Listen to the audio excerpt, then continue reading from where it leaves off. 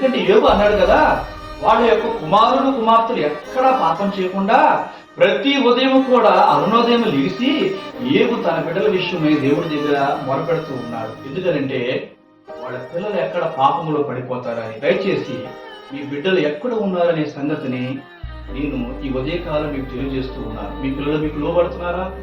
మీ పిల్లలు మీకు లోబడేటువంటి జీవితముని కలిగి ఉంటున్నారా? అలాంటి బిడ్డలుగా క్రైస్తవులుగా పెంచుకోగలుగుతున్నారా? ఒకవేళ నీ కుటుంబంలోనే నీ బిడ్డలు నీకు లోబడి ఉంటే చాలా ధన్యవాదాలు. ఒకవేళ నీ పిల్లలు నీకు లోబడకుండా, నీ మాట వినకుండా, నీ మాటలు అంగీకరించకుండా, నీవు చెప్పిన పని ఏది కూడా చేయకుండా ఉన్నట్లయితే కనుక ఈ వాక్యాన్ని ఒక్కసారి వాళ్ళకి తెలియచేయి. దేవని లోబడలేని పిల్లలకి శ్రమ. అలాంటి వారు చదువుల్లో ఫెయిల్ అయిపోతారు, అలాంటి వారు ఉద్యోగంలో ఫెయిల్ అయిపోతారు, అలాంటి వారికి వివాహాలు కూడా తొందరగా రావండి. ఎందుకంటే లోబడ్డ పిల్లల జీవితం చాలా దీవెనకరంగా ఉంది.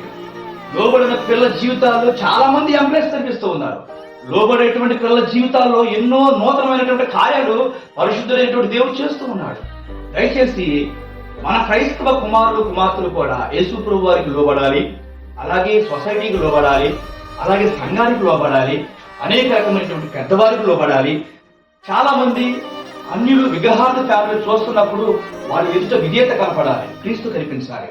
దయచేసి మీ పిల్లలు అలాగే నా పిల్లలు మనందరి పిల్లలు కూడా మనకి మన పెద్దవారికి లోబడవలసిందిగా ప్రభుపేట మనం చేస్తూ ఉన్నాను.